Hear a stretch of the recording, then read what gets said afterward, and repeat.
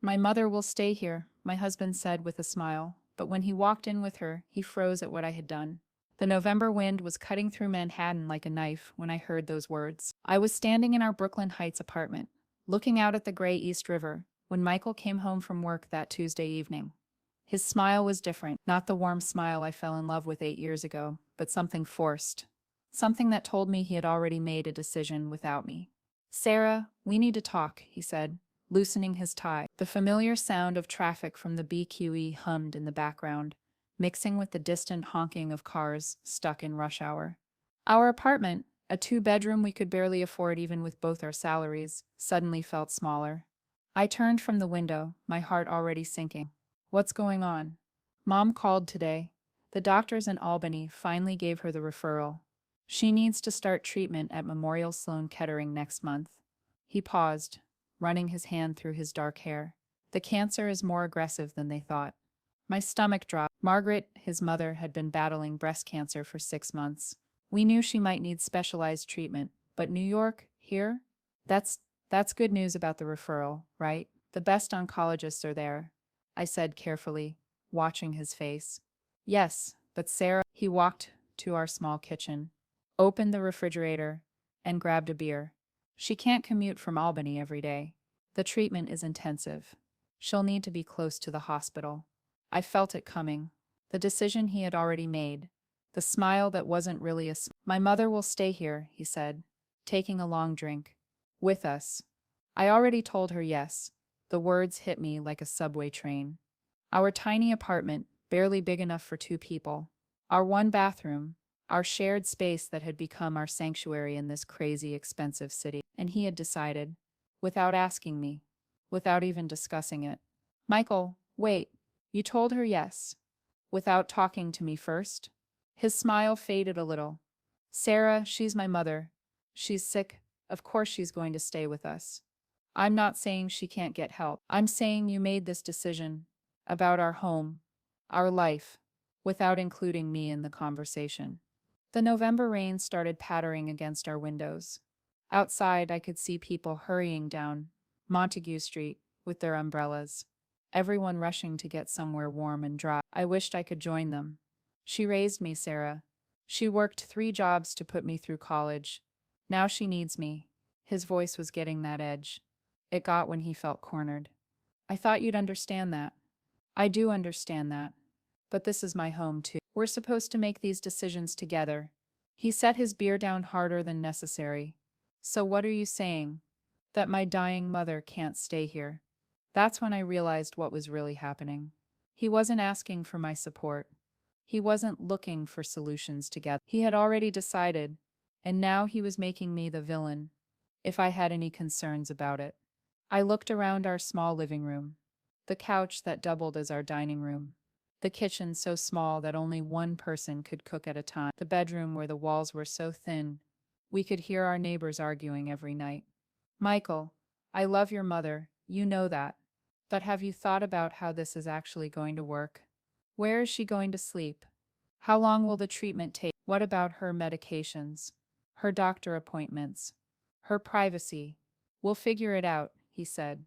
But I could tell he hadn't thought about any of it. The couch pulls out. It's temporary. For how long? I don't know, Sarah. However long it takes. That night, I lay awake listening to the sounds of the city. The sirens, the garbage trucks, the early morning delivery trucks rumbling over the cobblestones.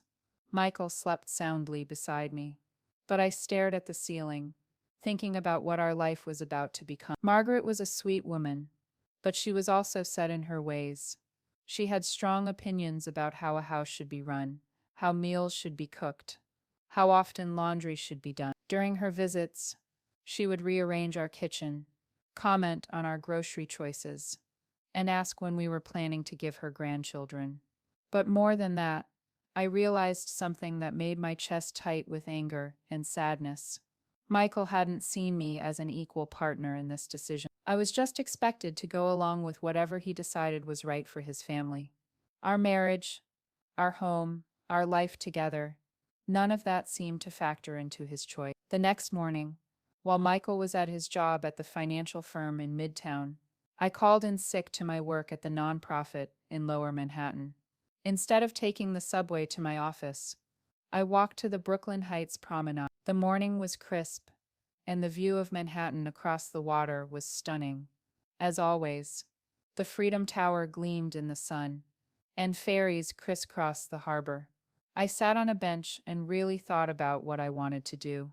I could fight with Mike. I could demand that he ask his mother to find another solution. I could make our home uncomfortable until she left.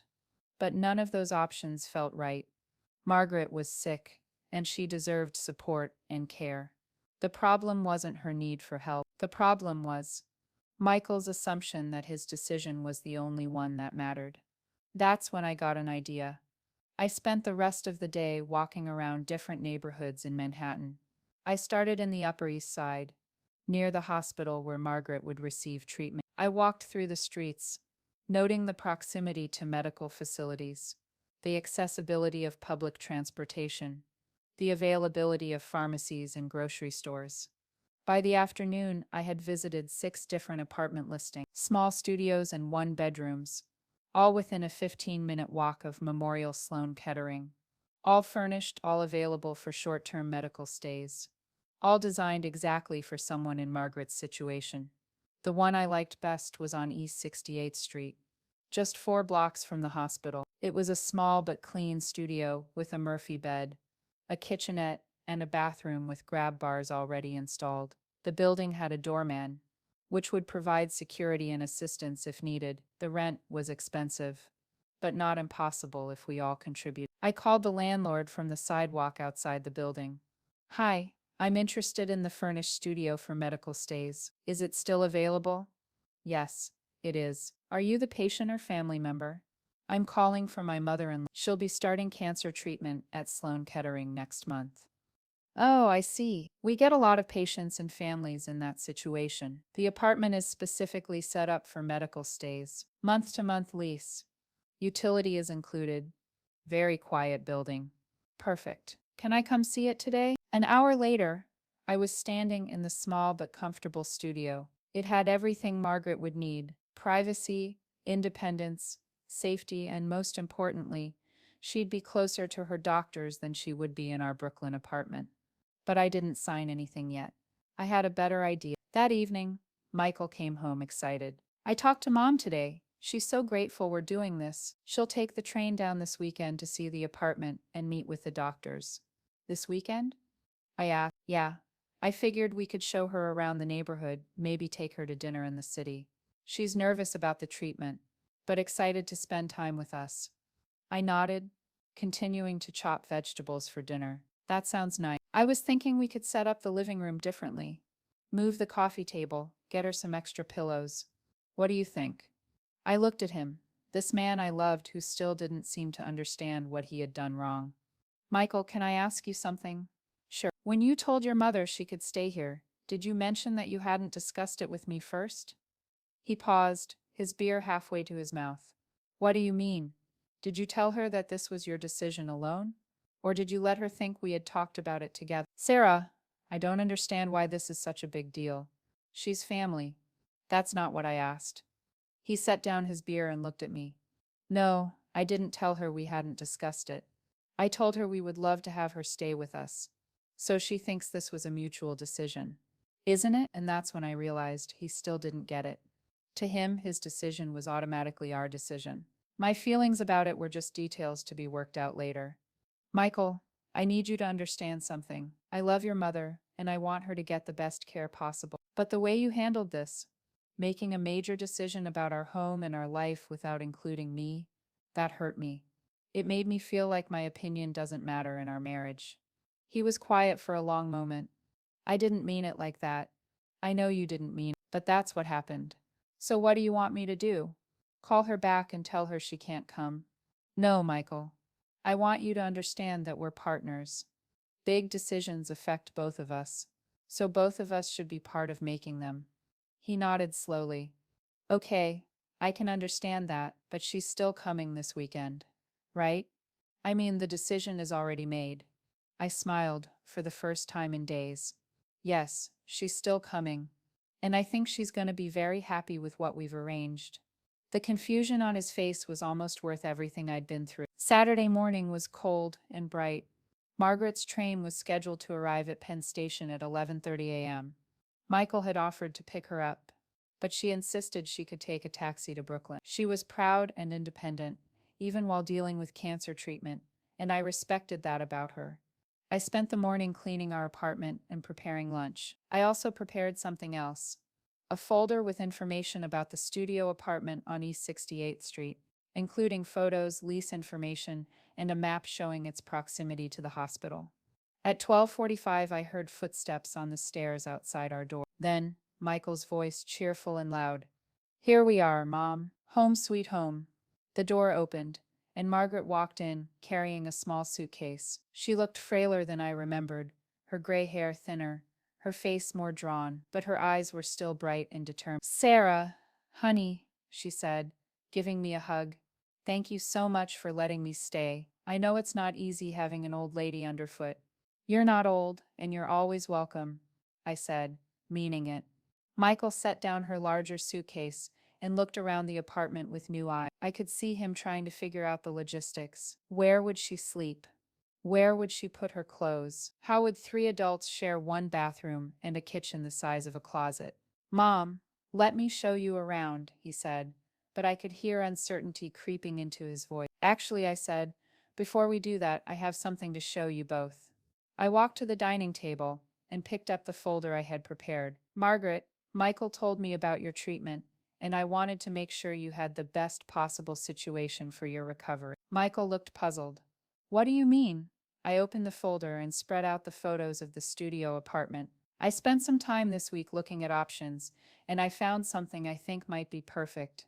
Margaret picked up one of the photos. "What is this?" "It's a furnished studio apartment 4 blocks from Memorial Sloan Kettering. It's specifically designed for patients and families dealing with medical situations. Look." I spread out the map. "You can walk to your appointments. There are 3 pharmacies within 2 blocks. The grocery store delivers. And the building has a doorman who can help with anything you need." Michael stared at the photos, his mouth slightly open. "You found this?" Margaret asked, looking through the pictures. "When?" "This week." "After Michael told me about your situation, I wanted to make sure we found the best solution for everyone." "But," Michael started, then stopped. Margaret was quiet for a long moment, studying the photos and information. "This looks wonderful. But honey, I can't afford something like this in Manhattan." "That's the thing," I said. "The 3 of us can afford it together. Michael and I can cover most of the rent, and you just pay for your food and personal expenses. It would probably cost less than what you'd spend on train tickets and parking if you tried to commute from Albany." Michael finally found his voice. "You did all this without telling me." I looked at him steadily. "I made a decision that I thought would benefit our family, just like you did." The silence in the room was thick. Margaret looked between us, clearly sensing the tension, but not understanding where it came from. "Sarah," she said carefully, "this is incredibly thoughtful, but I don't want to cause problems between you and Michael." "You're not causing problems," I said. "Michael and I just need to get better at making decisions together." Michael sat down heavily on our couch. "I don't understand what's happening here." "What's happening," I said, sitting across from him, "is that I took the initiative to find a solution that works for everyone. Your mother gets independence, privacy, and the best possible access to her medical care. We get to help her without completely disrupting our lives, and everyone gets to maintain their dignity." Margaret was still looking through the folder. "Sarah, this apartment looks perfect, but are you sure?" "I don't want to be a burden to anyone." "Margaret, you're not a burden. You're family, and we want to help, but I think you'll be more comfortable with your own space, your own routine, and your own recovery process." Michael looked up at me. "When did you see this place?" "Thursday afternoon. I put down a deposit to hold it until Monday." "You put down a deposit?" "Yes, because I knew it was the right solution, and I didn't want to lose it while we argued about it." The look on his face was a mixture of shock, confusion, and something that might have been admiration. Margaret closed the folder and looked at both of us. "Michael, your wife is a very smart woman." "I know she is, Mom." "Then why do you look so surprised?" Michael was quiet for a long moment. Then he said, because I guess I assumed that if there was a problem, I would be the one to solve it. And now? He looked at me, really looked at me, for what felt like the first time in days. Now I think maybe I should have asked Sarah what she thought before I told you that you could stay here. You think, I said, but I was smiling. I know I should have asked you first. I'm sorry. Margaret stood up and walked to the window, looking out at the view of Manhattan across the water. You know, when I was your age, your father made all the big decisions for our family. I went along with whatever he thought was best. Michael and I both turned to look at her. I thought that was how marriage worked. The man decided, the woman supported. But looking back, I think we missed out on a lot of good ideas, because he never asked what I thought. She turned back to us. Sarah, show me more about this apartment. I want to see everything. We spent the next hour going through all the details. The apartment was perfect for Margaret's needs. Close to everything. Safe, comfortable, and affordable. When we shared the cost. There's just one more thing, I said, pulling out the last paper from the folder. What's that? Michael asked. I already scheduled a viewing for tomorrow at 2 p.m. If you both like it, we can sign the lease tomorrow afternoon and you can move in next weekend. Michael stared at me. You scheduled a viewing? Yes. Without asking me. I met his eye. I made a decision that I thought would benefit our family, just like you did, when you told your mother she could live with us. The silence stretched between us. Then, slowly, Michael started to smile. A real smile this time, not the forced one from earlier in the week. I see what you did there, he said. Do you? You made a unilateral decision to show me how it feels when someone makes a unilateral decision. I made a good decision to solve a problem, I corrected. But yes, I also wanted you to understand how it feels to be left out of important choices. Margaret was watching this exchange with interest. So are you two going to keep making decisions without each other? Or are you going to start working together? Michael looked at me. I vote for working together. Good. Because I have some other ideas about how we can support your mom during her treatment. What kind of ideas? Well, we could set up a schedule for visits. Maybe I could go with her to some of her appointments when you're at work. We could research the best restaurants in her neighborhood for food delivery. We could help her connect with support groups at the hospital. Michael nodded. Those are good ideas. What else? We could also talk about how to handle future family decisions so we don't end up in this situation again. Such as having a rule that any decision that affects our home or our finances gets discussed by both of us before any commitments are made. That makes sense. Margaret sat down between us on the couch. You know what I think? What? We both said. I think this is exactly the kind of problem solving I want to see from the two of you. Michael, you saw that I needed help and you immediately wanted to provide it. That's wonderful. Sarah, you saw a better way to provide that help, and you made it happen. That's also wonderful. She looked at both of us. But the best part is that you're both learning how to be better partners. That's what's going to make your marriage strong. The next day, we all went to see the studio apartment together. Margaret fell in love with it immediately. The light was perfect. The bathroom was easily accessible.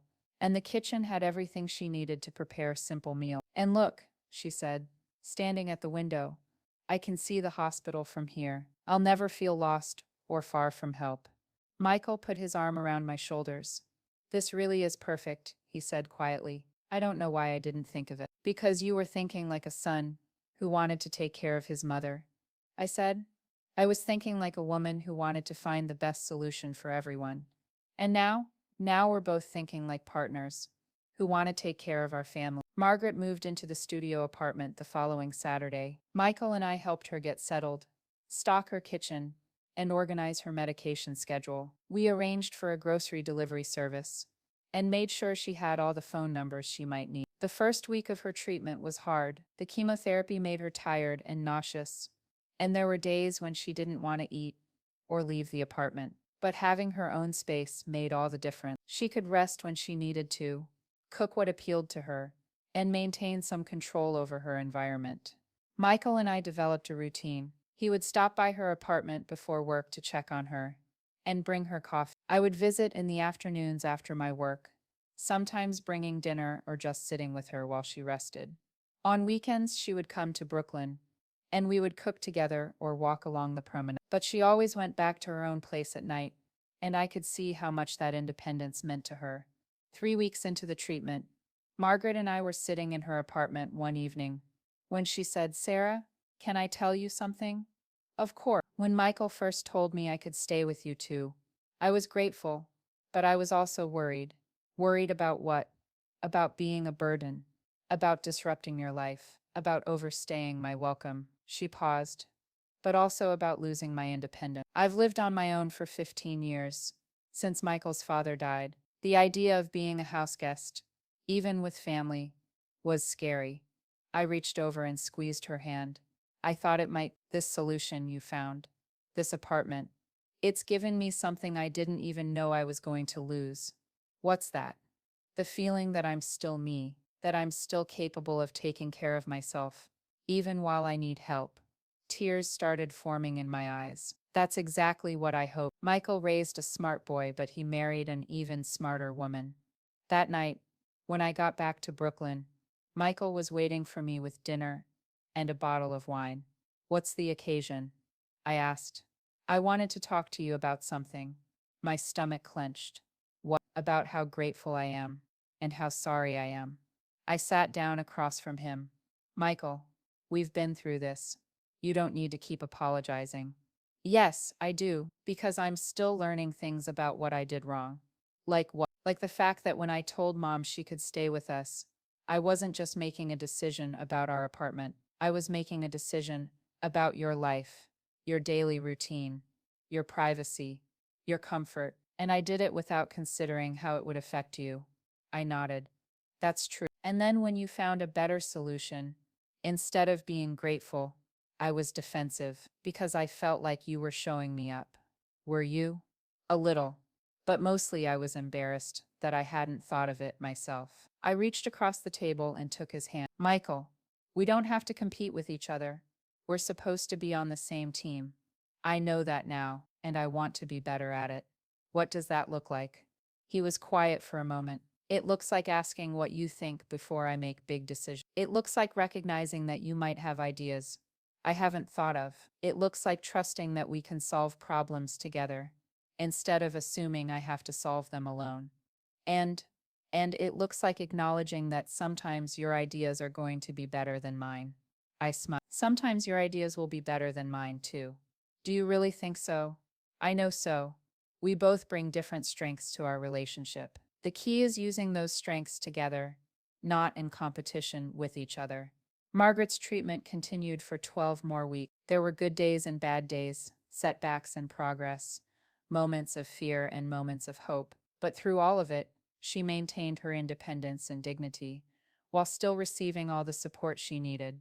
Michael and I got better at making decisions together. We developed a habit of checking in with each other before making any commitments that affected both of us. It wasn't always easy, and we didn't always agree, but we learned to talk through our differences, instead of assuming one of us was automatically right. The day Margaret finished her last chemotherapy treatment, we all went out to dinner in Manhattan to celebrate. She looked healthier and stronger than she had in months, and the doctors were optimistic about her prognosis. "I have something to tell you both," she said over dessert. "What's that?" Michael asked. "I've decided to stay in New York." Michael and I looked at each other in surprise. "Stay?" I said. "You mean permanently?" "Well, for a while longer. I love the apartment. I love being close to the hospital for my follow-up care. And I love being near you too. I've made friends in the building. I've found a great coffee shop. And I've even started volunteering at the hospital." "Mom, that's wonderful," Michael said. "But are you sure? What about your house in Albany?" "I've been thinking about selling it anyway. It's too big for me now, and the memories there are getting harder to live with." "And you want to stay in the studio?" "Actually, I was hoping to find a bigger place, maybe a one-bedroom. Something I can make truly my own." I felt a surge of happiness for her. "Margaret, I think that's a wonderful idea." "Really? Really? You've built a life here. You should keep building it." Michael reached across the table and took his mother's hand. "I'm so proud of you, Mom.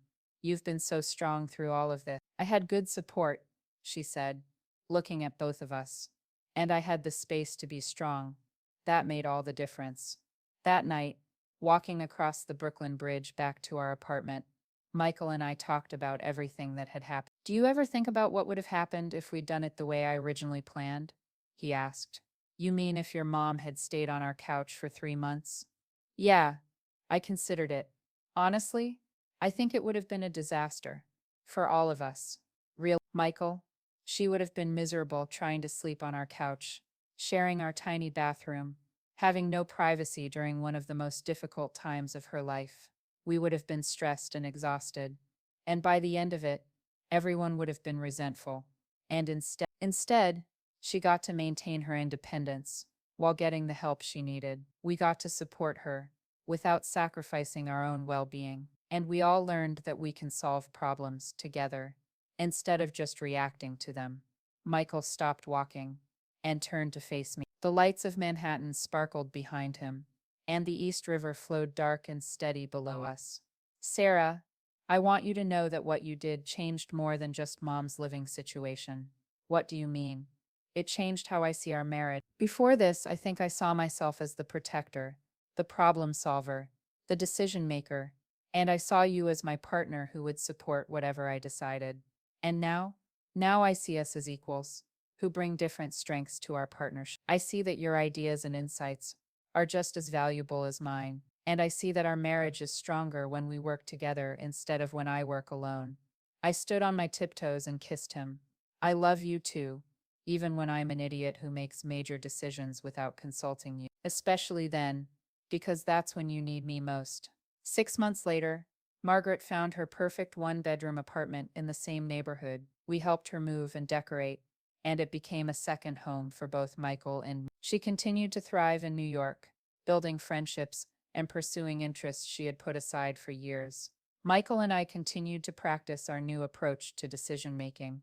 We didn't always get it right, but we got better at catching ourselves when we fell back into old patterns. And sometimes, when we were walking through the city or sitting in our apartment looking out at the water, one of us would say, "Remember when you thought your mom should stay on our couch?" And we would both laugh, remembering the moment when we learned that the best solutions often come from working together instead of working alone. The smile that had frozen on Michael's face that day, when he walked in expecting one thing and found another, had been replaced by something deeper. The understanding that marriage isn't about one person making decisions for two people to live with, but about two people making decisions that work for everyone they love.